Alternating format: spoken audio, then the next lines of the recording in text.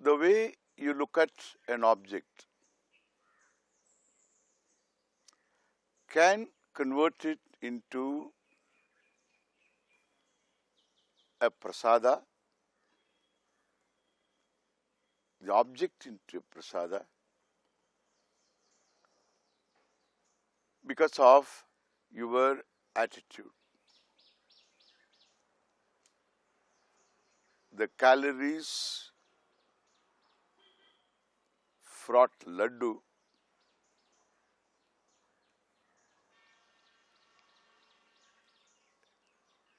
turns into prasada in the wake of knowledge that the object laddu is from the altar of the Lord.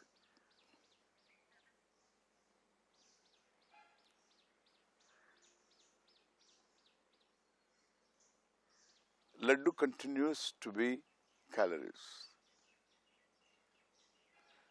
But the way I look at it has changed.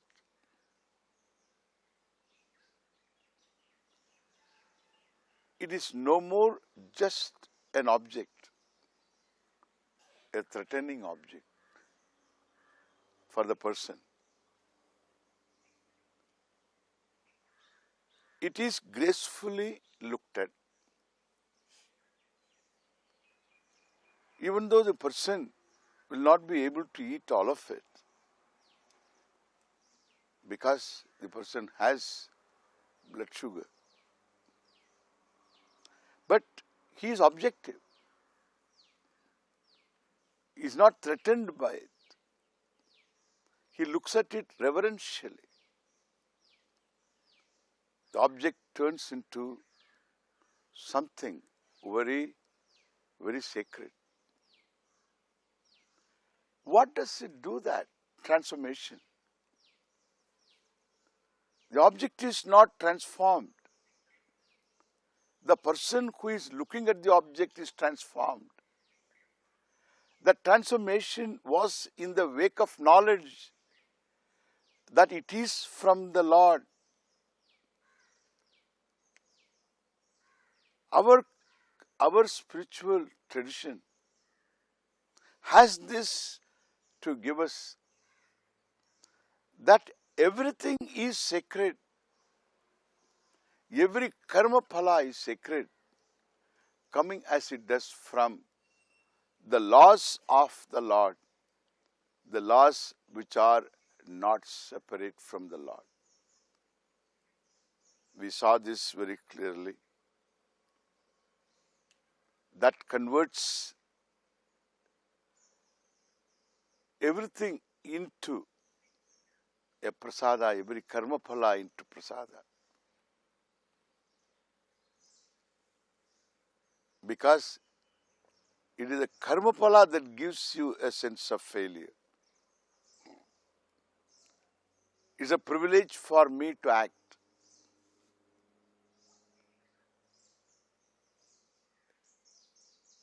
Then the privilege gives me a sense of failure. It is because of that privilege I have an occasion to judge myself. The occasion is caused by my desire, and desire prompted action, and then action produced the result. And therefore the result is not always going to be exactly what I wanted. And therefore the result, if it is less, I am going to judge myself. If it is one time in my life, I didn't achieve what I wanted to achieve, I can be objective. This action didn't produce the result I wanted. Very objective. One more time, one more time, life is full of one more time. Missing the bus is common. And therefore, different spheres also, domestically, all my desires do not get equally fulfilled. I want the people in my world, immediate world, to behave in certain ways. They don't. I try to change them. I cannot. Therefore, I have failed. As a father, mother, as husband, wife, as a professional, and as a simple human being looking at the humanity, the way in which it goes, the way in which they create for themselves problems, even in the field of religions. So I want the people to be different. I want the clergy to be different. People to be different. And therefore, I have a lot of desires in various spheres. And those desires are not fulfilled. Naturally, I am not going to be objective. Objectivity is lost. This action failed is objective. There my expectation was wrong. Okay, objective. This action of mine failed. And one more time, I failed. One more time, I am a failure. Correct? This is where it is critical. Understanding everything is a manifestation of Ishvara is one thing. What is critical is karma phala is not in my hands. It is very critical to avoid a judgment about myself. It is given to me to act, but the result is taken care of by the laws that are of Ishvara, the laws that are Ishvara. I have a prasada buddhi. Born in India, growing up in this culture, I have the advantage to accept that laddu, that tulasi leaf, that bilwa leaf as prasada. A child also has a prasada. A newly built house also is a prasada. Graha Pravesha is done only by Ishvara, not by me. First puja is done. Even a bridge built in India by the PWD engineers is a prasada because they do quietly puja. Whether they do or not, the masons will do. Because it is karma phala. And the woman at home doesn't ask for the food to be given by the Lord. No. She is given hands and all the provisions, groceries, it's all available, given. And having procured them, she has to do what is to be done. She does. Karmanyeva adhikaraha mein. She does it. She cooks. Fire is given and water heated boils at a point is given. In boiling water, rice gets cooked is a given reality. And it is a nutritive food is a reality. So all these are karma phala. The food is karma phala. But karma phala is not taken as being authored by that woman. She offers it unto the Lord. This is our culture. This attitude has grown upon us. Every Indian should know this. We will teach this to humanity later. They all think that we have a spiritual culture. And before they come to know, let us have it. Come to know the reality. They may appreciate the form. If they ask questions, you have to answer. For that, you need to know the form, the meaning of the form. The meaning behind the attitude. If you cannot answer, that means you have not understood. And ununderstood attitude has no roots. It will not last. It's a float sand. It can be shaken.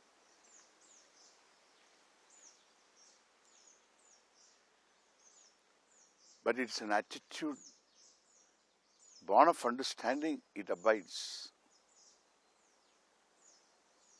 The advantage is the attitude you have already with reference to a child, a home, the food, and the temple prasads. They are all looked upon by us naturally as prasad.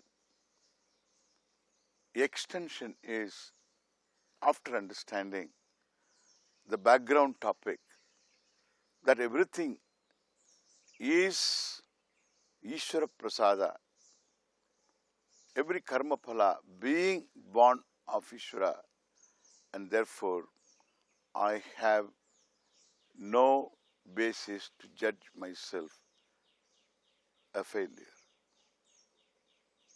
If I am not a failure, I am successful. Correct? If I am not successful, at least I am not a failure. That's enough. That's enough. That's called objectivity. There is a lot more here. In this manifestation of Ishvara in the form of laws, what is one more critical aspect of manifestation is what we say Dharma.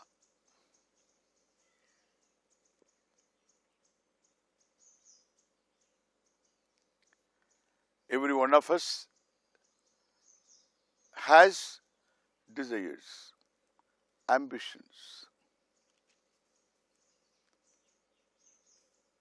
Some of them I don't care for, some desires I don't care for, they arise and afterwards they go away because I don't back them up. To back them up is to re-entertain the desires, maintain the desires, nurse them, nourish them, until the desires create a pressure in us. They need to be fulfilled. Especially when my self-esteem is nothing to really talk about the desires and ambitions need to be fulfilled to have a self-esteem. If I don't have a self-esteem, my self-esteem is not going to come by fulfilling all these desires and ambitions. But that's what one will hope to achieve. Pressure builds up. Kama produces vega. Pressure. Then the individual loses the freedom that the individual had with reference to desires. Desires are my privilege. Therefore, fulfilled I am okay. Not fulfilled I am okay. No more. If my self-esteem is not anything to boast about, so desires will become sources of pressure. And with all that pressure, what happens is, one critical aspect of Ishvara's manifestation, critical for a human being, as we will see how critical it is, that is going to be hurt.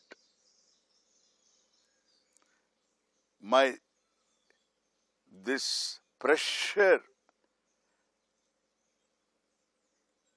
fraught desires will drive me go against this, what we say, Dharma, which is a manifestation of Ishvara. One may ask me, Dharma is subjective. How can you say it is a manifestation of Ishvara? What is your Dharma is not my Dharma.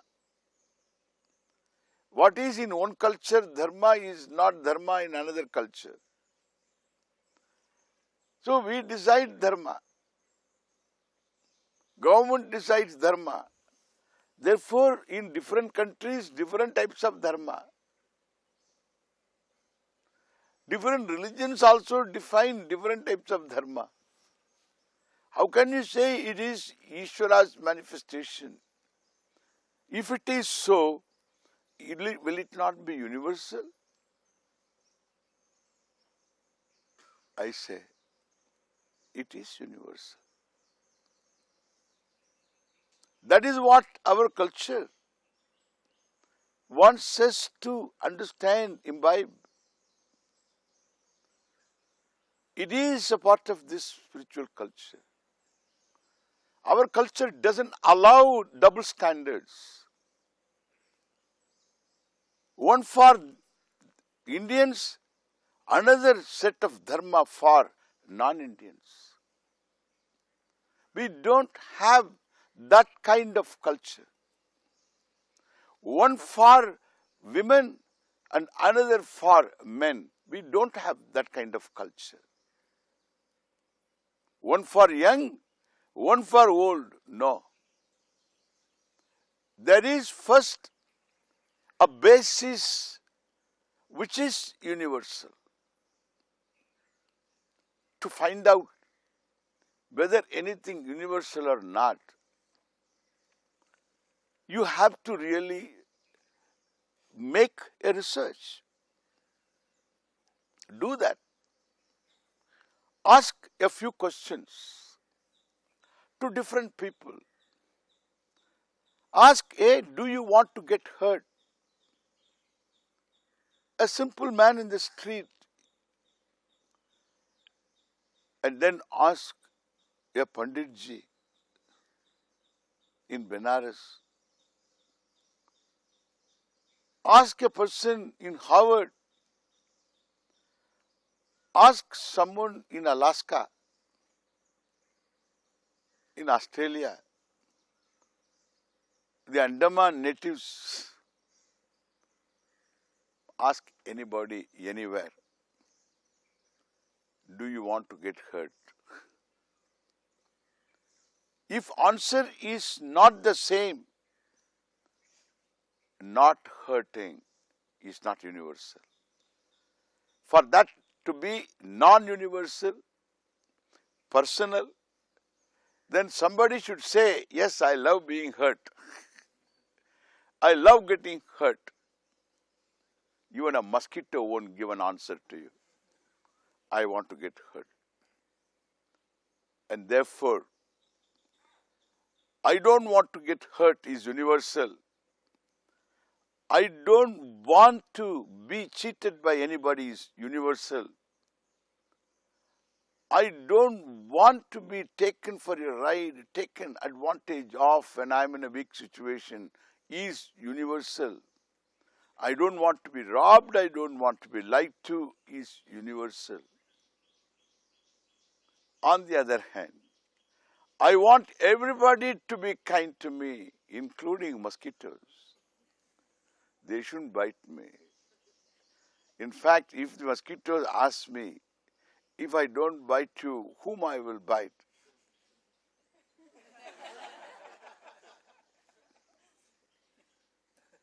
But they shouldn't bite me. You go and talk to that person. That person says, these mosquitoes should come to you. What do you say?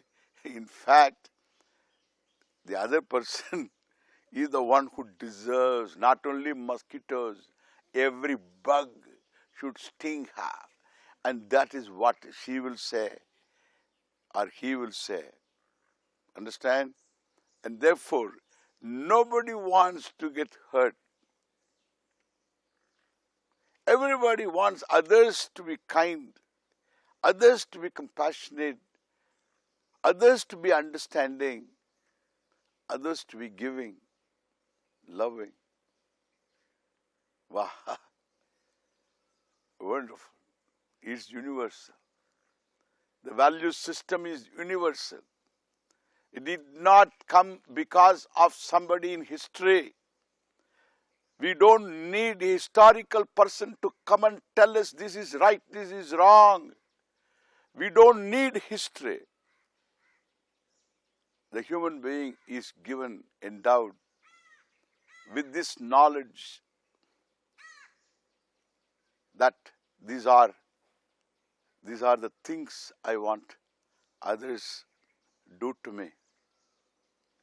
These are the things others should not do to me. This is by common sense. Every human being has this knowledge. This knowledge is very critical because this is a manifestation of Ishvara. Critical manifestation in as much as human being has got choice. And he has to have a basis, he or she, the human being must have a basis to make the choice proper. Otherwise, there is no basis for choice means. There is no such thing, abuse of choice. If there is no abuse of choice, there is no choice also. So more we will see this, how critical it is when we talk to you next time. Thank you.